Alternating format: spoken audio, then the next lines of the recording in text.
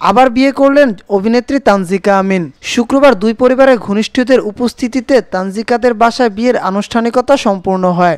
সংবাদ মাধ্যমকে নিজেই বিয়ের খবর নিশ্চিত করেছেন এ অভিনেত্রী। তানজিকা আমিন যোগাযোগ মাধ্যমে নিজের কিছু ছবি পোস্ট করেছেন, যেখানে তাকে বিয়ের সাজে দেখা যায়। তিনি বলেন, সঠিক সময় এবং সঠিক মানুষের দেখা পাওয়ার পর বিয়ের সিদ্ধান্ত নিয়েছি।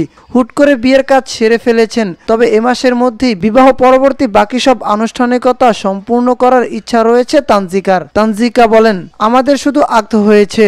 জুমার আগে একেবারে পারিবারিকভাবে আমাদের শুধু আগ্ধ হয়েছে। আত্মীয় স্বজনরা ছিলেন। সাইফকে আমার মায়ের খুব ভালো লাগতো, ভীষণ পছন্দ করতেন, আগে থেকে চিনতেনও। আমাদের বন্ধুত্ব ছিল।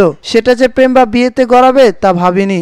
অবশেষে তাই হলো। উল্লেখ্য, এটি তানজিকার দ্বিতীয় বিয়ে। বর সাইফ বাসুনিয়া অস্ট্রেলিয়ান প্রবাসী। 25 বছরের বেশি সময় ধরে তিনি সিডনিতে থাকেন। এই অভিনেত্রী এক যুগ আগে স্থপতি এনামুল করিম নিঝরকে বিয়ে করেছিলেন। তাদের সেই দাম্পত্য সম্পর্ক কয়েক বছর টিকে ছিল। দেলোয়ার জাহান ঝন্টু পরিচালিত বকুল ফুলের মালা সিনেমায় দিয়ে বড় পর্দায় পা রাখেন তানজিকা। তার বিপরীতে ছিলেন রিয়াজ। এরপর নাটকে অভিনয় করেছেন তিনি। সম্প্রতি মহানগর 2 ওয়েব সিরিজে মিতু চরিত্রে অভিনয় করে বেশ প্রশংসিত হন তানজিকা।